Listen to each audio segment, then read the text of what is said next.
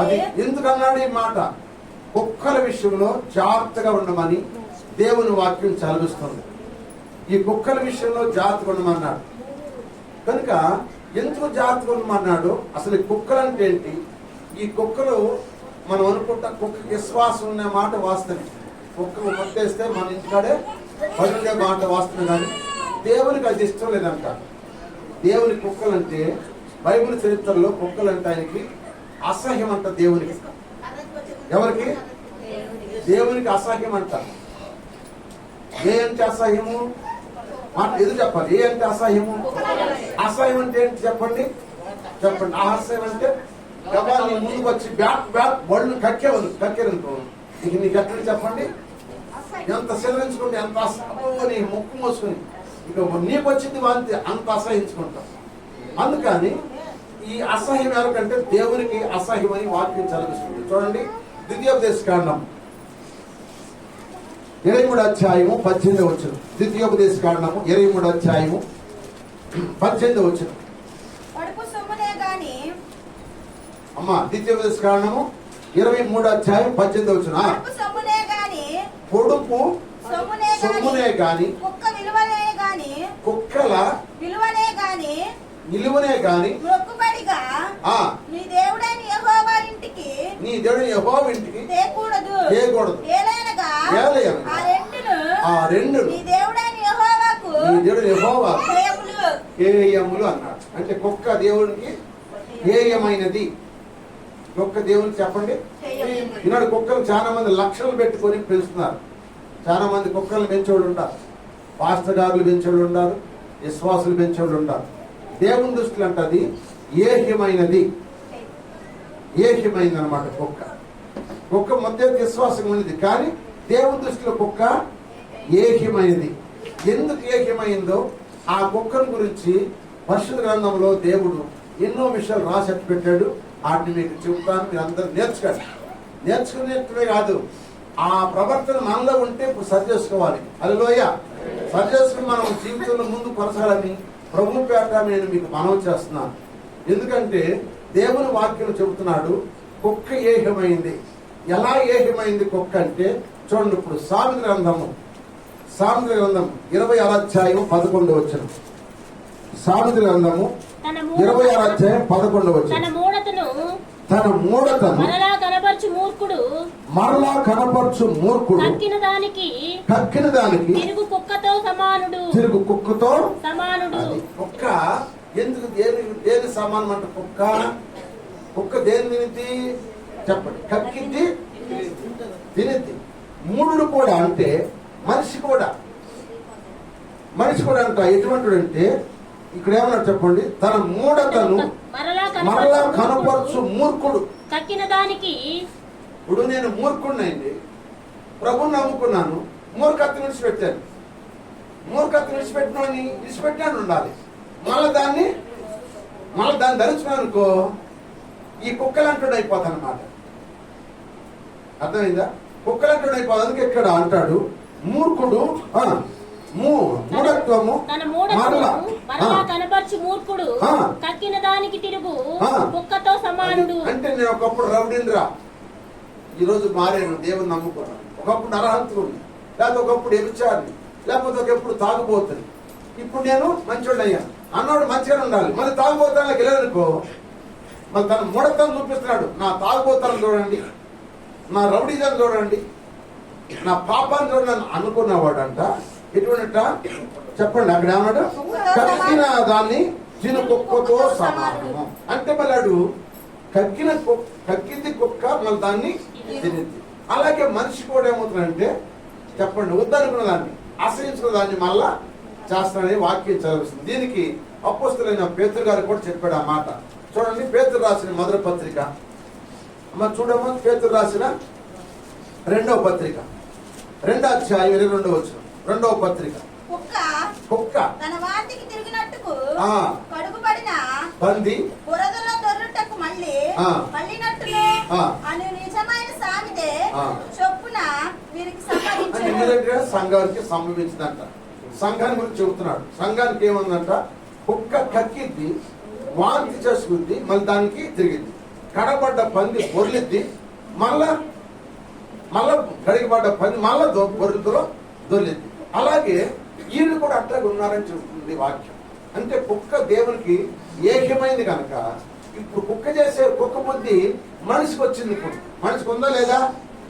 మనిషికి ఉందా లేదా? నేను చాలా సార్లు ప్రభు నమ్మకం మునుపు యేసయ్య అంటే నాకు చాలా ఇష్టం, ప్రార్థన అంటే చాలా ఇష్టం, అన్నీ బాగానే ఉండేది. కానీ నాకు తాగుడు మానలేదు.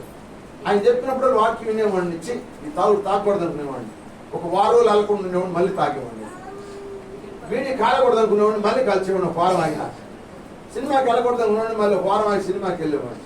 అప్పుడు నా బుద్ధి ఈ వాక్యం నన్ను మార్చింది. ఈ వాక్యమే కుక్కలాగా నువ్వు ఎన్నాళ్ళు కక్కింది తింటావు. కుక్క కక్కిద్ది మళ్ళా తింటుంది, నువ్వు కూడా మళ్ళీ కుక్కలాగా జీవిస్తావా? కుక్క ఎవరికి ఏకమైందంటే దేవునికి ఏకమైంది కనుక దేవునికి ఏకమైన పని మనము చేయకూడదు. స్వతంత్రం చెప్పండి. ఒకప్పుడు చేసావు, ఇప్పుడు చేయమాక అని అంటున్నారు. ఇప్పుడు చాలా మంది ఎవరిని చెప్పండి, బాప్తిసం మంది కూడా బూతులాడుతున్నారు, వ్యభిచారం చేయనంటున్నారు, వ్యభిచారం చేస్తున్నారు. పరాయి పురుషుడితోనో పరాయి స్త్రీతోనో. ఏమండి దొంగతనం చేయకూడదు అనుకుంటే దొంగతనం చేస్తున్నారు. ఇప్పుడు నేను బుద్ధి అంటే ఎటువంటి చెప్పాలి అది. ఇప్పుడు కుక్క దేవునికి కుక్క ఎటువంటిది? ఏకమైంది, అసహ్యమైంది. నీ జీవితం కూడా అసహ్యంలాగా చేసుకుంటావా? నీ బ్రతుకు కూడా అసహ్యంలాగా చేసుకుంటావా? ఆలోచించండి. ఒక పైన చెబుతాను, మొట్టమొదటిది ఏంటంటే కుక్క ఉన్నది ఏంటంటే అది కక్కిద్ది తిని. మనిషి కూడా ఇప్పుడు ఏమవుతుందంటే అనుకున్నాడు, మానేసింది మళ్ళీ తిరిగి చేస్తే ఏమని చెప్పండి? మళ్ళీ కక్కిని తిన్నట్టే కదా. మానేసావు మళ్ళీ దాన్ని చేసావు అనుకో, కుక్కతో సమానం అన్నాడు. అది కుక్క దేవునికి ఏకమైంది కనుక నువ్వు కూడా దేవునికి ఏకమైపోతావని అర్థం అన్నమాట. అర్థం సోదరు చెప్పండి. హల్లెలూయా, హల్లెలూయా, హల్లెలూయా. సంతోషం ఉన్నప్పుడు ఊకే బరబర చెప్పటం, సమస్య వచ్చినప్పుడు మెల్లిగా చెప్పకూడదు. సమస్య కూడా దేవుని మహిమపరచాలి మనం. హల్లెలూయా. ఇలాంటి బుద్ధి అందరికీ ఉంది, నాకు నీకు అందరికి లేదంటారా? ఉంది, అందరికీ ఉంది. దీన్ని మార్చుకుంటే దేవునికి ఇష్టంగా ఉంటాం. దీన్ని మార్చకపోతే కుక్కలాగా దేవునికి మనము ఏకమైన వారి అవుతాము. హల్లెలూయా.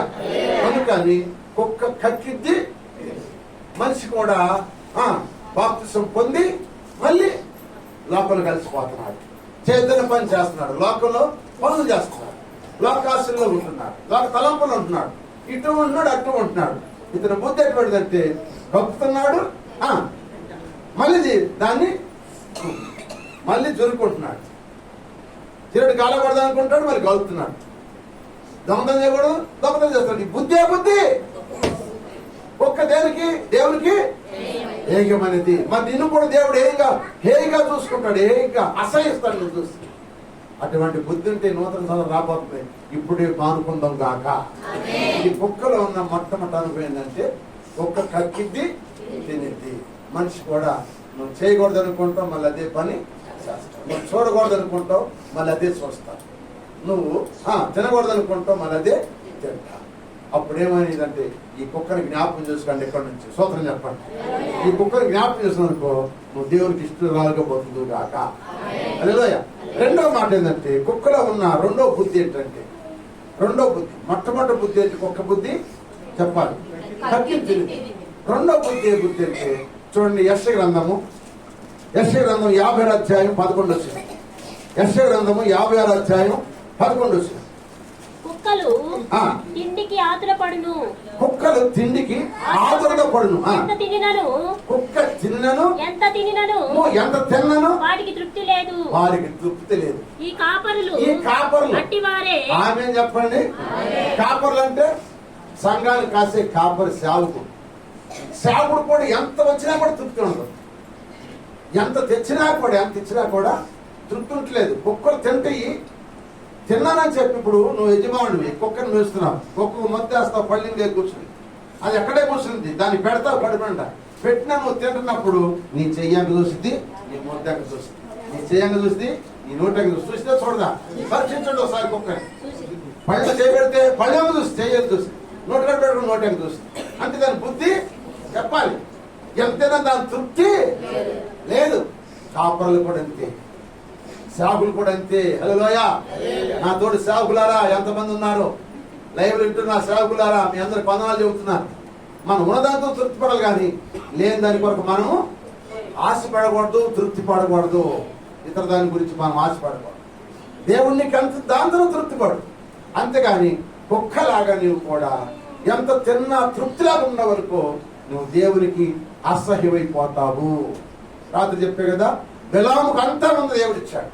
అంతా ఉన్నా కూడా ఏమన్నా చెప్పండి, ఇంటిని బంగారం కోసం వేసి చెప్పండి, దేవుని భక్తి పోగొట్టుకున్నాడు, దేవుని దర్శనం పోగొట్టుకున్నాడు, దేవుని అంతా పోగొట్టుకున్నాడు. బిలాముకు నీతిమంతుడు మరణం దొరకలేదు, ఎవడో కత్తి పెట్టి నరికేసాడు, అంతే అయిపోయాడు. స్తోత్రం చెప్పండి. అంతే. ఈనాడు చాలా మంది ఎంత వచ్చినా కూడా వాళ్ళ తృప్తి లేదు. ఎంత వచ్చినా కూడా లేదంటారు కొంతమంది. పేద పలుకు పలికే సేవకులు ఉన్నారు కొంతమంది. నాకు అది లేదయ్యా, నాకు ఇది లేదయ్యా, నాకు మీరు పెడతలేదయ్యా, నాకు అది పెడతలేదా, ఇది పెడతలేదయ్యా, అరే ఉంచుకుని కూడా చెప్తున్నాడు ఉన్నారు సేవకులు. ఎంత దరిద్రం అండి అది. ఉంచుకుని కూడా లేదంటారు. పేద పలుకులు పోతారండి. పేద పలుకులు పాడతారు. దేవుడిని పిలిచింది సేవకుల్ని. లేకపోయినా ఉందని చెప్పాలి. గర్వంగా స్తోత్రం చెప్పండి. లేకపోయినా ఉందని చెప్పాలి, కానీ లేదని చెప్పకూడదు. ఒక అమెరికామ పార్సల్ చేసేది అందరికి, సేవకులకి అందరికి డ్రమ్ములు, సైకిళ్ళు అన్ని సహాయం చేస్తుంది పేదవాళ్ళు. ఆడు నన్ను కూడా తీసుకెళ్ళాడు, పాస్టర్ గారు నన్ను కూడా తీసుకెళ్ళాడు. వాళ్ళందరూ కూర్చోబెట్టి ఆమె అడుగుతుంది, అయ్యా నీకేంటి, ఏం చాలా చేస్తున్నావు, ఎంతమంది నీకు అని అడుగుతుంది. నేను చెబుతున్నా, పులిపేట మీద చెబుతున్నాను. అయితే అయ్యా మాకు సైకిల్ లేదమ్మా, డ్రమ్ము లేదమ్మా, మాకు సరిగా మందిరం లేదమ్మా అని చెబుతున్నారు అని చెబుతున్నారు. హల్లెలూయా.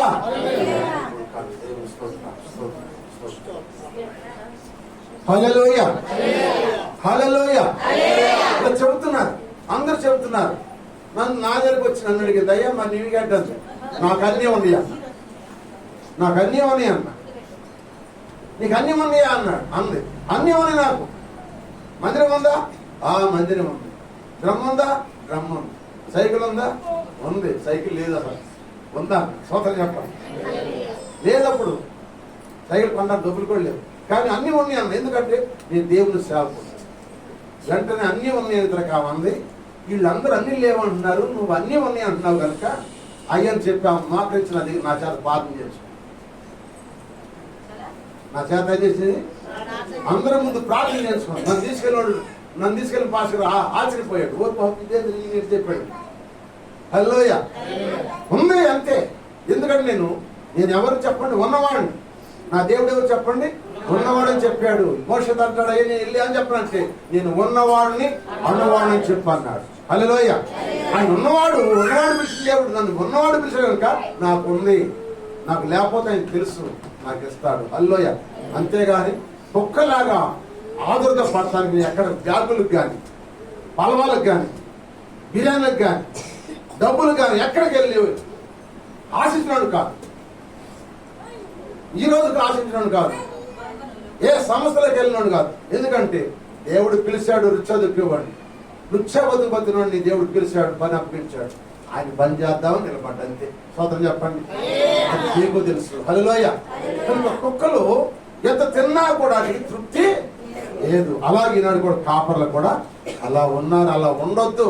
మన బతికే 3-4 బతుకు మునిగిపోయే దేహం. ఏమండి ఎప్పుడు వచ్చిందో దేవుని పిలుపు తెలవదు. దేవుని పని చేసి నమ్మకంగా చేసి దేవుని రాజు సంపాదించుకుంటే అక్కడ ఉన్న మనకి అసలైన వైభాగం. హల్లెలూయా. హల్లెలూయా. హల్లెలూయా.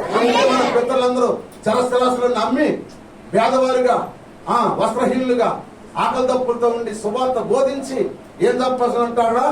నీతి కిరీటాలు తప్పొస్తున్నారు. ఎక్కడ? పరలోకంలో కిరీటాలు తప్పొస్తున్నారు. కిరీటాలు తప్పొచ్చుకోవాలి మనం. హల్లెలూయా. అక్కడ ఉంది కిరీటం. ఇక్కడ ఎందుకు కిరీటం? ఈ కిరీటం 5 ఏళ్ళు ఉండిద్ది, లేదా 10 ఏళ్ళు ఉండిద్ది, కానీ ఆ కిరీటము తరతరాలు ఉంటుంది. అందుకే దైవజనుడు పాడాడు, నీతి కిరీటము దర్శనముగా పరిశనమీచిన పరిశుద్ధులకు, నీతి కిరీటము దర్శనముగా పరిశనమీచిన పరిశుద్ధులకు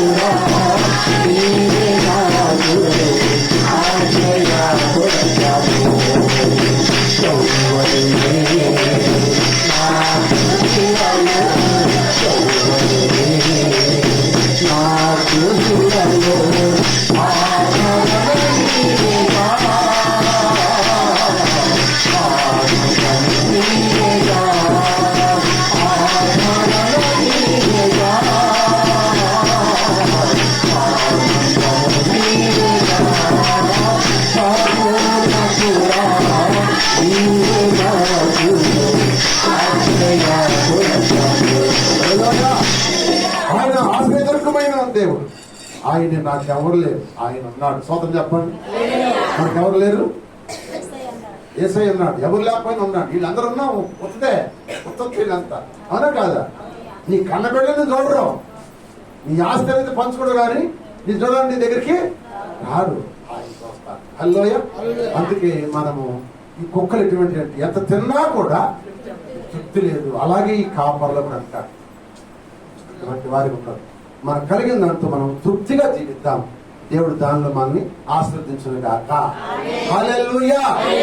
మూడో మాట మీకు జ్ఞాపకం చేస్తాను చూడండి. రాజుల మొదటి గ్రంథము 14వ అధ్యాయం 11వ వచనం.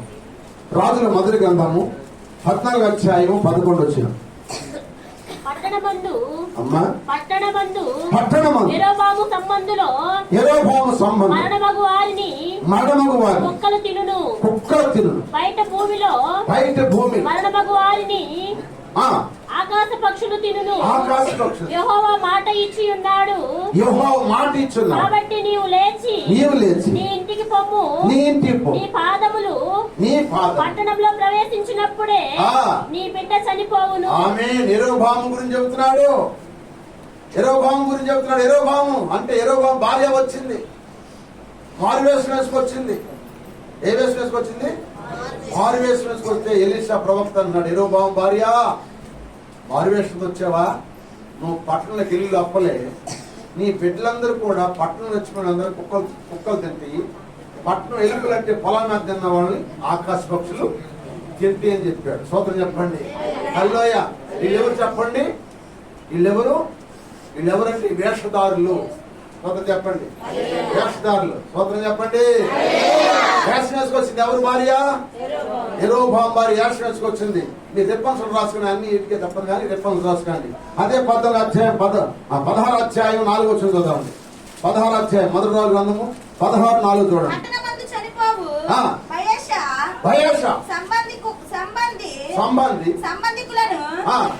అది ఇక్కడ బయాష సంబంధులు, ఇక్కడ యెరోబాము సంబంధులు, ఇక్కడ బయాష సంబంధులు. రెండో మాట మీకు 2వ రాజుల గ్రంథము 9వ అధ్యాయం 10వ వచనం.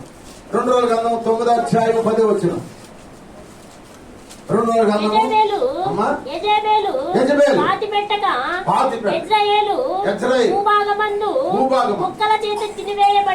కుక్కలు ఏంటంటే చచ్చిన శవాలు తింటే. మూడో మాట రాస్తాడు. మూడో మాట ఏంటంటే కుక్కలు చచ్చిన శవాలు తింటే. ఏంటిదండి చెప్పండి? కుక్కలు ఏంటిదంటే నోరు తెరవండి రా, నోరు తెరవండి. కుక్క ఏంటంటే నీ తిన్నారు ఎప్పుడైనా చచ్చినాడిని? తెల్లదా? ఏమ్మా తిన్నాడు చెప్పడు చేద్దాం. చచ్చినాడు కూడా వచ్చింది తిన్నారు, తినకూడదు.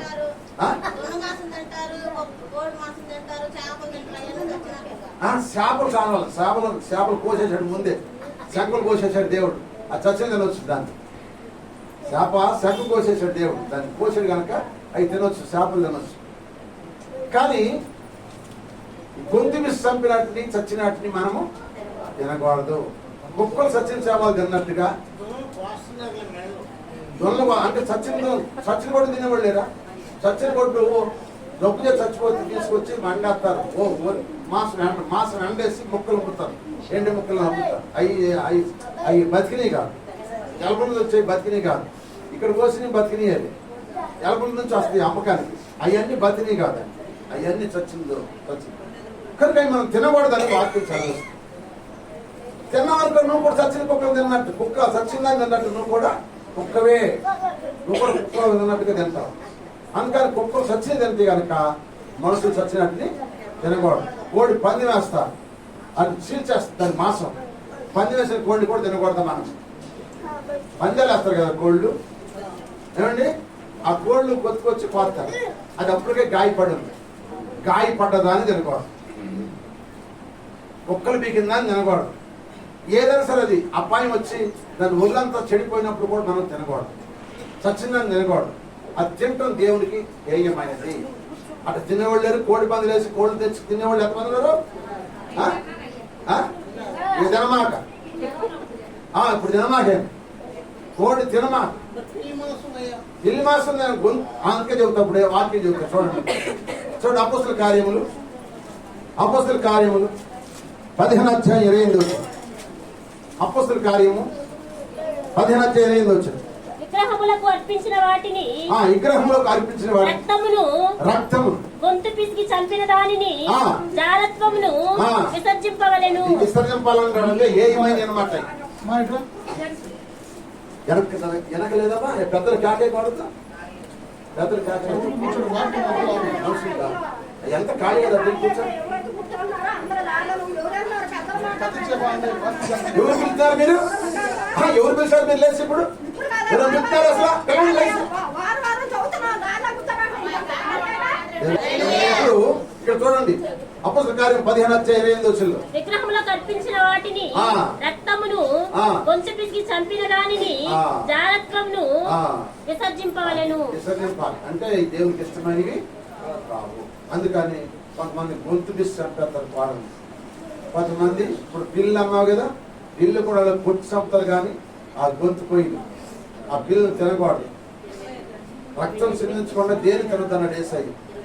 రక్తమే దాని ప్రాణం కనుక దాని ప్రాణాన్ని పలకబోసేసి తినమన్నాడు. కానీ ఈనాడు విశ్వాసం కూడా పిల్లలు తినేవాళ్ళు ఉంటారు చాలా మంది. ఇప్పుడు బాగానే ఉంటారు. తర్వాత అందరూ లెక్క ఉందన్నమాట. అక్కడ అప్పుడు ఏడుస్తారు అన్నమాట. ఎందుకంటే ప్రణగంధం 3 పట్టుకుని చెప్పాడు కదా, మీరు జీవించున్న పేరు మాత్రం ఉంది కానీ మీరు సత్యవంత సమానం అన్నాడు. వీళ్ళందరూ ఎన్ని తినేవాళ్ళు సత్యవంత కింద లెక్కే. ఊరినే బతుకున్న ఇంతవరకే. ఇది శరీరం బతుకున్నారు కానీ ఆత్మగా ఎప్పుడో చచ్చిపోయి చాలా మంది చచ్చినట్టు తింటారు, ఏమండి కాయ పడ్డాడు తింటారు, ఏమండి గొంతు పిసినట్టు తింటారు. లేకపోతే అప్పుడప్పుడు చచ్చిపోయింది అనుకో, రాగం మర్చిపోయి అప్పుడప్పుడు చచ్చిపోయింది అనుకో, ప్రాణం అప్పదో అప్పుడే కోసేస్తారు, కోసి తింటారు.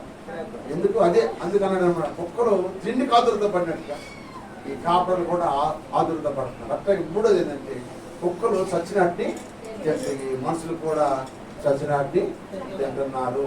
కుక్క పోల్చిన మాట మనం చెప్పండి. నే పోల్చేనా చెప్పండి, నే పోల్చేనా?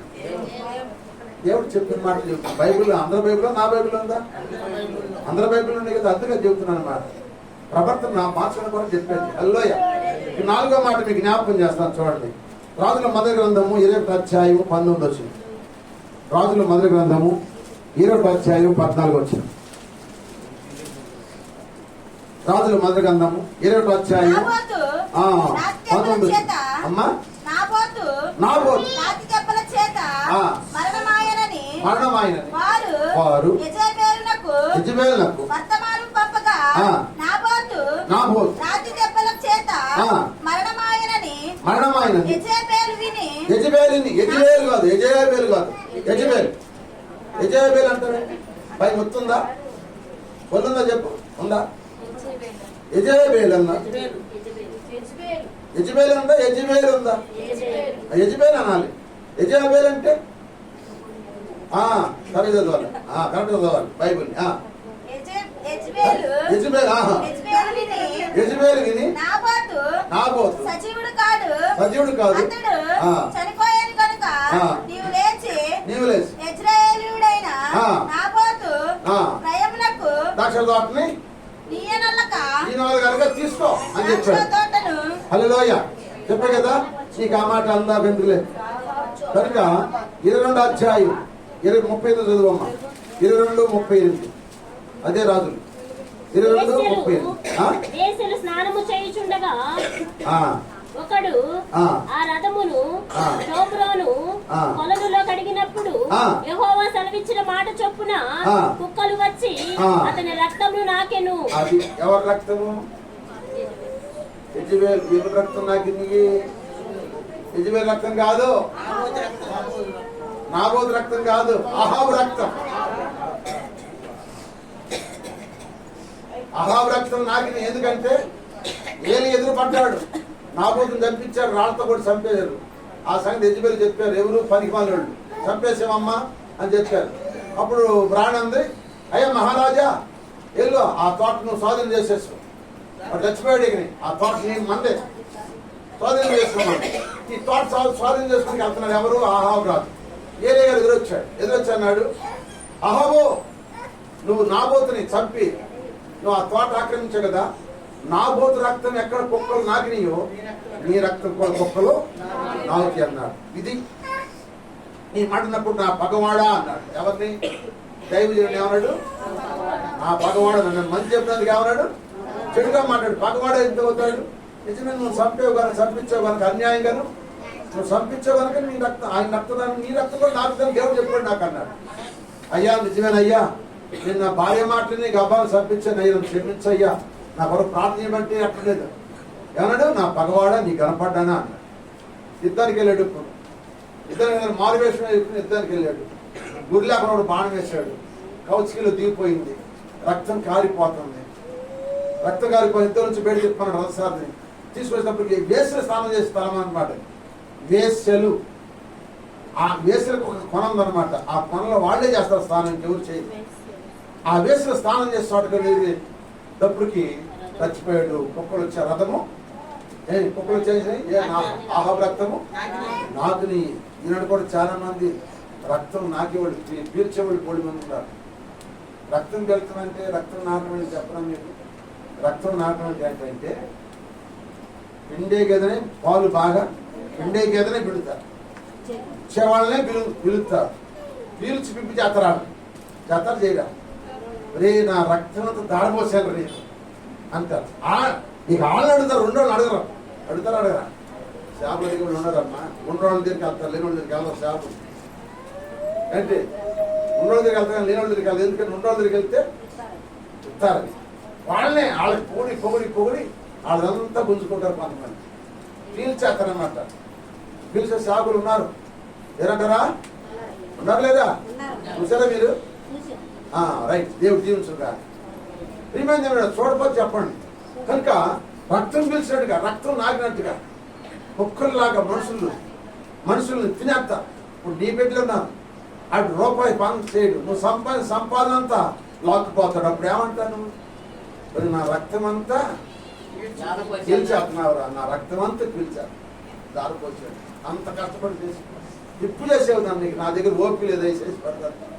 నా దగ్గర ఓపిక లేదు, నా దగ్గర ఇంకేమీ లేదయ్యా, నువ్వు ఏం చేసుకుంటావు చేసుకో. తిప్పు చేసి వదిలి పెడతారు కొంతమంది. కొడుకులైనా కోడళ్ళైనా రెండు కూతుళ్ళైనా ఇంటికి వచ్చిన కానీ చెడుతారు తల్లు. నాకు అది లేదు ఇది లేదని ఎత్తుకుపోతుంటారు. ఎత్తుకోలేరా? పుట్టింటికి వచ్చి ఎత్తుపోయి కూతుళ్ళున్నారు. పిప్పి చేసి పిల్లలు చేస్తారా? వాళ్ళు వెనకాల బాధలు చూడరు. వాళ్ళకి ఏదైనా వస్తే మరి వాళ్ళకి ఏం బెటర్, వాళ్ళు పెడతారా? బెటర్. కూతుర్ని పిలిచేస్తారు, కొడుకులు కూడా పిలిచేస్తారు. అందుకని రక్తం నాకివ్వడం అన్నమాట. ఈ రక్తం ఎక్కడ పాత నిబంధనలు రాక రక్తం కుక్కలంట, కొత్త నిబంధనలు నాకిని అంట. చూడండి ఒక మాట, లోకా సువార్త 16 అధ్యాయం 21 వచ్చింది. 16 అధ్యాయం 21 వచ్చింది. అతని పళ్ళ మీద నుండి వాడు రొట్టె ముక్కలతో ఆకలి తీర్చుకొన గోరెను. అంతేగాక కుక్కలు వచ్చి వాని కురుపులు నాకెను.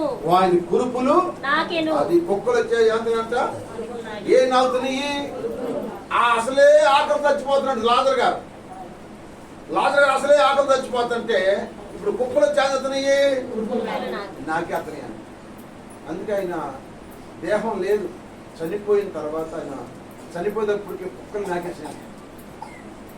అక్కడ అంటాడు, ధనవంతుడు పాతి పెట్టబడిను, లాజరు దేవతల తర్వాత ఎత్తబడిన వాక్యం చూడండి. ధనవంతుడాము పాతి పెట్టడం అంటే శరీరం ఉంది కనుక పాతి పెట్టారు, కానీ లాజరు శవము లేదు. శవం ఎక్కడికి వెళ్తుంది? దేవతలు పిస్తారా? కుక్కలు నాకేసినాయి. ఆత్మ తీసుకెళ్ళి లాజర్ని ఆత్మ దేవతలు వచ్చి తీసుకెళ్ళిపోయి కుక్కలాము ఆయన దేహం అంతా నాకేసినాయి. మొత్తం ఏమి లేకుండా నాకేసినాయి. ధనవంతుడు పాతి పెట్టబడ్డా. ధనవంతుడు కూడా చనిపోయి పాతి పెట్టబడెను. అప్పుడు అతడు పాతాళంలో బాధపడుచు కన్నులెత్తి దూరం నుండి లాజరు అని ఒక దరిద్రుడు ఉండెను. వారు కురుపులతో నిండిన వాడే ధనవంతులని ఇంటి వాగిట పడి ఉండెను. అతని బల్ల మీద నుండి పడి రొట్టె ముక్కలతో ఆకలి తీర్చుకొనలేను. అంతేగాక కుక్కలు వచ్చి వాని కురుపులు నాకెను. ఆయన కురుపులు నాకెను. ఆ దరిద్రుడు చనిపోయి దేవదూతల చేత అబ్రహాము రొమ్మున ఆనుకొనుటకు కొనిపోబడెను. ధనవంతుడు కూడా చనిపోయి పాతి పెట్టబడెను. ఈయన పాతి పెట్టబడ్డాడు. లాజరు పాతి పెట్టబడినట్టుగా లేదు, అక్కడ ఉందా? లేదంటే ఏం నాకేసినాయి? ఆ శవాన్ని శుభ్రంగా కుక్కలే నాకేసేసి అందుకే కుక్కలు నాకేసి కుక్కలాగా నాకేవాళ్ళు ఉన్నారు. ఈనాడు నాకేవాళ్ళు ఉన్నారు. అందుకని జాగ్రత్తగా నీ రక్తాన్ని పీల్చి పిప్పి చేస్తాను. నేను ఏమి లేకుండా చేస్తాను. గుణంతా కడబెట్టేస్తాను. మీ దగ్గర ఏమి లేకుండా నేను దరిద్రాలుగా చేస్తాను. ఆరు అడుపుల స్థితికి తీసుకొస్తాను. తీసుకురారండి, తీసుకొస్తారు. లేదు ఒక మాట మనం అనుకోమంటే వేరే ఉద్దేశం. కొంతమంది తల్లి బిడ్డలు ఉన్నారు, ఉన్నంతా అమ్మేసుకుంటారు. అక్కడ తల్లిదండ్రులకి ఏం ఉంచరు. ఇక వాళ్ళ డాడీకి వెళ్తారండి, రోడ్డు పాలు పడతారు. అడుగు తినేవాళ్ళు లేరు.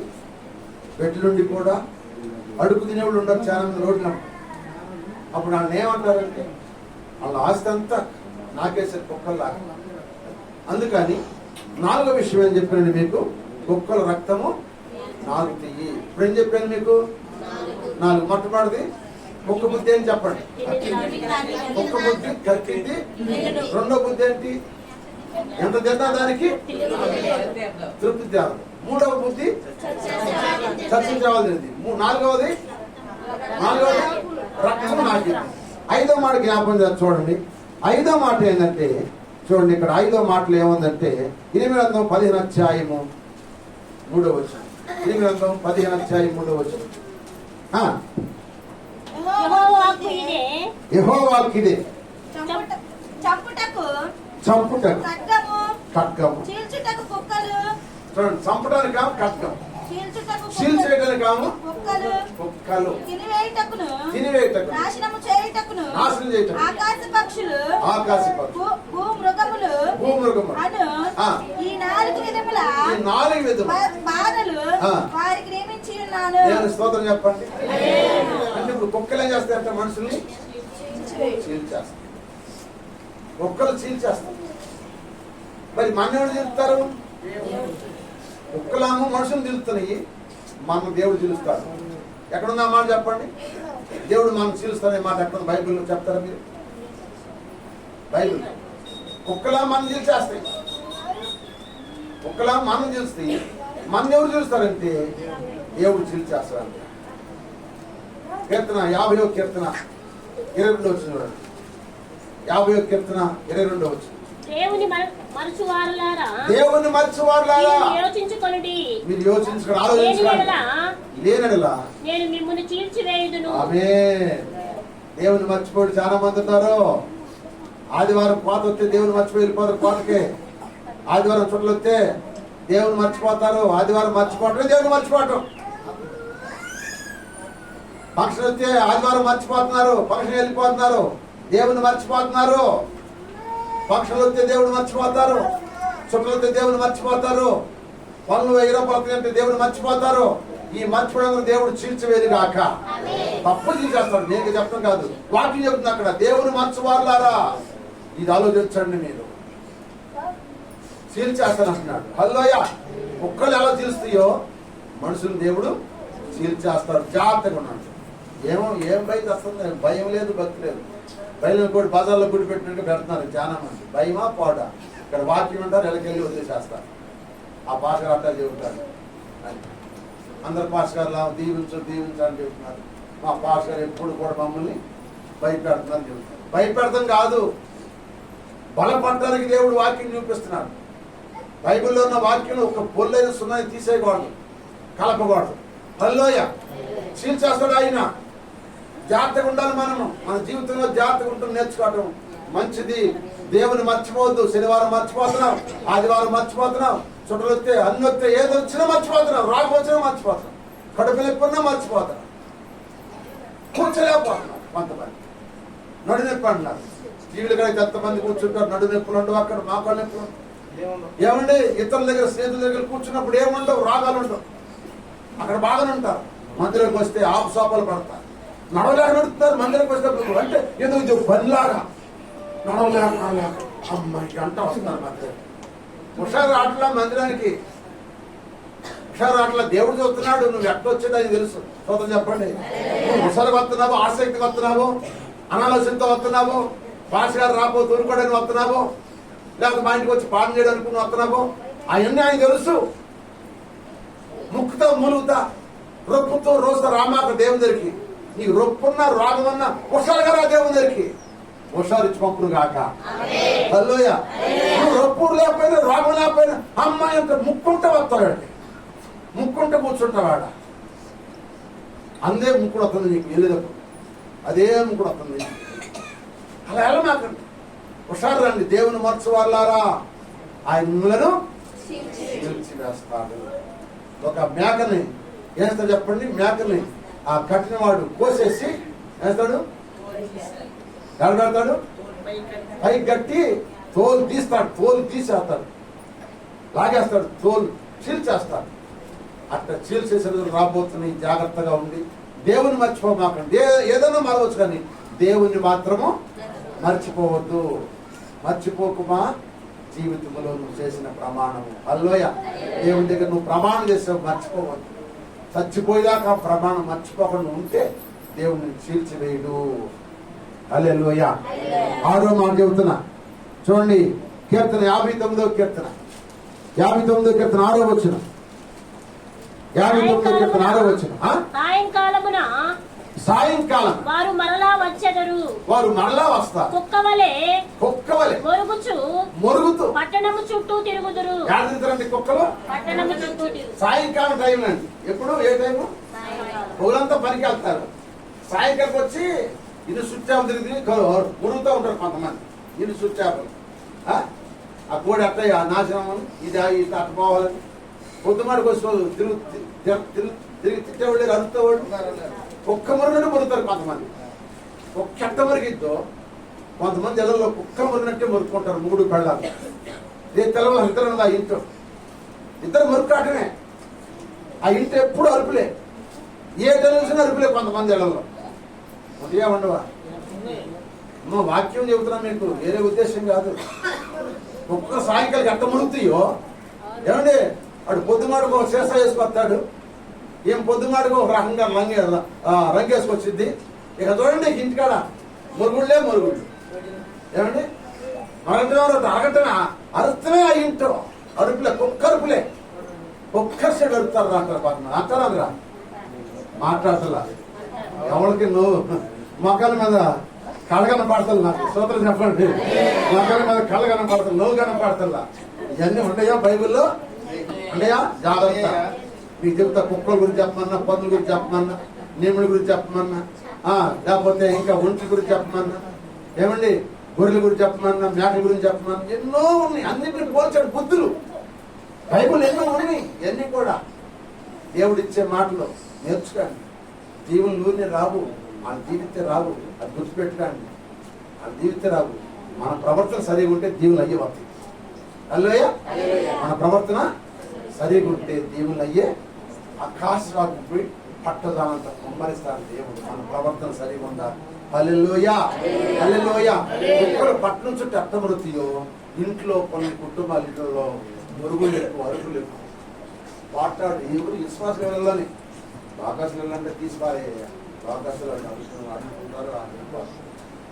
విశ్వాసంలోనే అరుపులేండి, అరుపులేండి. అరుచుకుంటారా? చూసాడు పక్క వాళ్ళకి ఏమని చేయమని నిద్ర పడితే కానీ ఇల్లు బీక్కుని నన్ను పోదాన్ని తీసుకురాలి. హల్లెలూయా. టైం అయిపోతుంది. నువ్వు వివరించలేదు కానీ 7వ మాట చెప్పి ముగిస్తాను. ఎందుకంటే ఒక సబ్జెక్ట్ పూర్తి చేయడానికి ఇక్కడ నుంచి ఆ టైం లేట్ అయినా సరే సబ్జెక్ట్ పూర్తి చేసుకోండి. మళ్ళీ మంచి అట్టి పెట్టమాకండి. హల్లెలూయా. అప్పుడు ఎన్ని చెప్పాను? 6 చెప్పాను. ఒక అర్థం చెప్పండి. ఇప్పుడు 6 చెప్పండి. ఒక్క బుద్ధి ఏంటి?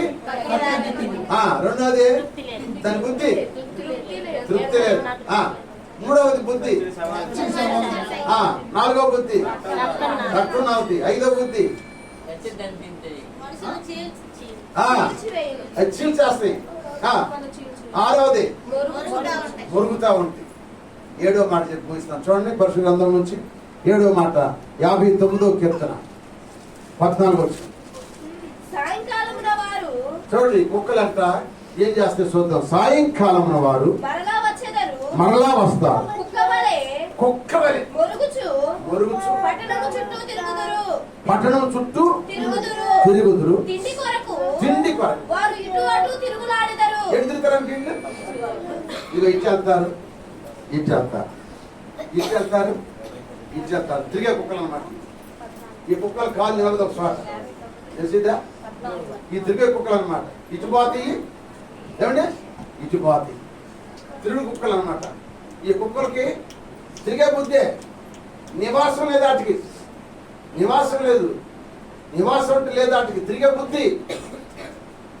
బుద్ధి. ఒక రోజుని అమ్మాయి సోల్మా చెప్పింది దర్శనం, అయ్యా అందరూ బస్సులు వచ్చినాయి, రాకడికి బస్సులు వచ్చేసినాయి, ఎవరు పాస్టర్ గారుల దగ్గరికి వాళ్ళు విశ్వాసులు వెళ్తున్నారు. ఆ విశ్వాసులు వెళ్తుంటే ఆ పాస్టర్ గారు వాళ్ళందరినీ ఎక్కమని ఇచ్చేస్తున్నాడు. ఆ బస్సు ఎక్కుతున్నారు. ఒక ఆయన ఉన్నాడు అయ్యా, ఆ బస్సు కాడికి వెళ్ళాడు. ఆ పాస్టర్ గారు అన్నాడు, అయ్యా నువ్వు మాకు సంబంధం లేదన్నా. అదేందయ్యా మీ దగ్గరికి వచ్చే కదయ్యా, మీ దగ్గర బాప్తిసం పొందే కదయ్యా, మీరు బాప్తిసం పొందే కదా, మీ దగ్గర బాప్తిసం పొంది నువ్వు మీకు వచ్చే కదా నాకు ఎవరిస్తారయ్యా? అయ్యి నువ్వు నా దగ్గర బాప్తిసం పొంది మాట వస్తే కానీ నువ్వు నా దగ్గర నిలబడి. సరే నేను ఇంకోసారికి వెళ్ళాడు, అయ్యా నా దగ్గర లేదయ్యా. ఎందుకని లేదయ్యా? నువ్వు నా దగ్గరికి వచ్చావు కానీ అసలు నువ్వు ఎక్కడ బలపడ్డావో, నువ్వు ఎక్కడ రక్షించబడ్డావు, ఎక్కడ బలపడ్డావో, నేను ఎవరు బలపరిచారు, నేను ఎవరు నడిపించారు దేవుడికి నాకు తెలియదు కదా. నా దగ్గరికి నిరగా మొన్న వచ్చావు, నా దగ్గర లేదే టిక్కెట్. అందరూ అక్కడ చెబుతున్నారు టిక్కెట్ లేదు దానికి. ఆ బస్సు వెళ్ళిపోని ఆడు అక్కడ దిగిపోయి. అట్లాగే ఈ తిరిగే కుక్కలు వండుకొని, తిరిగే కుక్కలకి రేపు పరలోకం లేదు. నేను బైబిల్ ప్రకారం చెబుతాను, పరలోకం లేదు కుక్కలకి.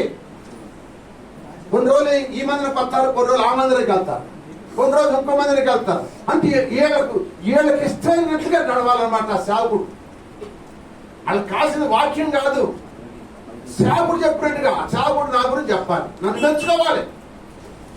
నా మెచ్చుకోవడం నేనంతా ముందే ఒక రూపాయలు ఇచ్చేస్తా. అది ఎటువంటిదనే కానీ అది దుర్మార్గులని, ఎపిచలవని, దొంగవని, బూతులు మాటలు చెప్పుకున్నాను. రూపాయలు ఇస్తారు నేనంటే అప్పుడు రూపాయలు జోసఫ్ గారు దీవించు కాదు, దీవిస్తాడా దేవుడు? ఈ తిరిగే కుక్కలు అనమాట. ఒక్క చోట స్థిరంగా ఉంటాడు. అందుకే పరలోకం లేదన్నాడు దేవుడు. కొన్నాక తిరుగుతున్నారు.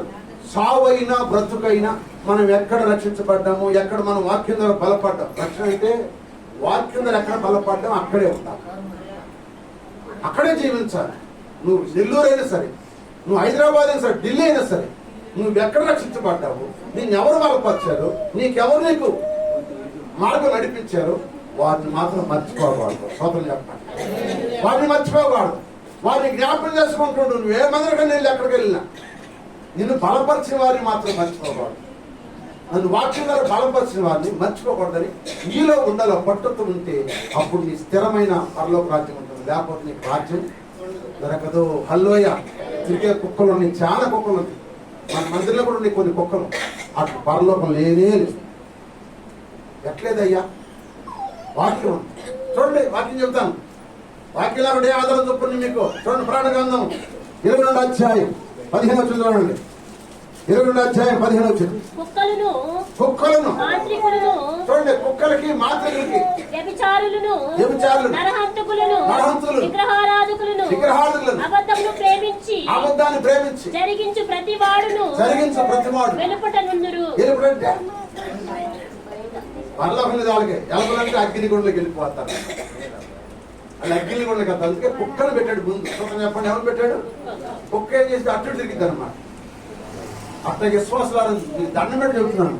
కుక్కలా తిరగమాకండి, అటు ఇటు కుక్కలా తిరగొద్దు. వాక్యం దగ్గర స్థిరపడు. నీకెక్కడ వాక్యం సమృద్ధి దొరుకుతుంది అక్కడ స్థిరపడు, అక్కడుండు. నీ ఆత్మకు లెక్క అప్పగించేది సేవకుడు ఉంటాడు. నువ్వు అక్కడ ఉంటే పర్లోకి వెళ్ళిపోతావు, డైరెక్ట్గా వెళ్ళిపోతావు. హల్లెలూయా. డైరెక్ట్గా వెళ్ళిపోతావు. నీకు అభ్యంతరం లేదు.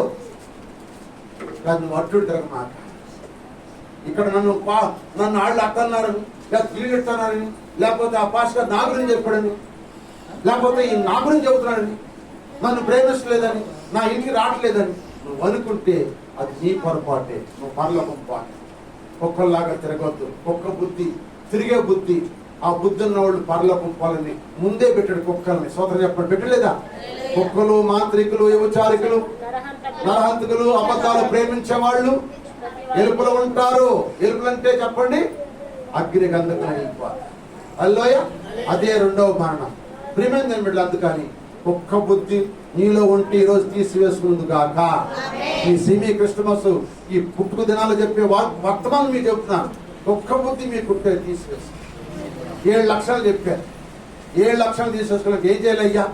ఈ కుక్క బుద్ధి పోవాలంటే ఏం చేయాలంటే, ఇప్పుడు ఏం చేయాలంటే మంచి బుద్ధి సంపాదించాలంటే ఏం చేయాలంటే, చూడండి ఒక మాట మీకు జ్ఞాపకం చేస్తాను. సామెతల గ్రంథం 19 అధ్యాయం 4 అధ్యాయం 7 వచ్చారు. సామెతలు 4 ప్రార్థన చేసుకుంటాం. సామెతలు 4:7. జ్ఞానము సంపాదించుకొనుటయే జ్ఞానము సంపాదించు, జ్ఞానమునకు ముఖ్యాంశము. జ్ఞానమునకు ఈ సంపాదన అంతయు ఇచ్చి, ఈ సంపాదనంతా ఇచ్చి బుద్ధి సంపాదించుకొనుము. ఆమేన్ చెప్పు. నీ కలిగినంత అమ్మేసి బుద్ధిని సంపాదించు. ఆ బుద్ధి నిన్ను హెచ్చించును. తీసుకెళ్ళింది. ఆ బుద్ధిని నీకు ఇచ్చింది. అల్లోయ, ఆ బుద్ధి అంటే నిన్ను ఆస్వాదించిందంట. ఆ మాట పడుతుంది. దాని గొప్ప చేసిన ఎడల అది నిన్ను హెచ్చించును. ఆ బుద్ధి నువ్వు అంతా అమ్మేసి బుద్ధి సంపాదించుకో, అది నిన్నంటే హెచ్చించిదాన్ని, గొప్ప చేసిదాన్ని. నేను అల్లోయ, గొప్ప చేసింది. దేవునికి ఇలాంటి చేతులు రావు కొంతమంది. నీ సంపాదన దేవునికి అమ్మేసాయి, ఇచ్చేసాయి దేవుడికి. దేవుడిని గొప్ప చేయదు కాక. గొప్ప చేస్తాడు చేయడా? కుక్క బుద్ధులు అన్నమాట. కొంతమంది ఈరు, కొంతమంది బుద్ధులు కుక్క బుద్ధులు ఈరు. దశంభావాలు ఆగిపోతున్నాయి. కొన్ని ఇచ్చేవాడు దశంభావాలు ఆపేసేశారు. ఏ బుద్ధులు అయ్యి? కుక్క బుద్ధులు. ఏమండి, ప్రథమ కొల్లి ఇట్లా కొంతమంది కుక్క బుద్ధులు, ప్రథమ కొల్లి ఇట్లా, దశంభాగాలు ఇట్లా, ప్రతిష్టార్పణలు ఇట్లా, కుక్క బుద్ధులు ఇవి, కుక్క బుద్ధులు. అందుకని సంపాదనంతా ఇచ్చి బుద్ధిని సంపాదించుకోవాలి. 19 అధ్యాయంలో ఆ మాట చూడండి. సామెతల గ్రంథంలో 19 అధ్యాయులు ఆ మాట జ్ఞాపకం వచ్చింది. 19 అధ్యాయం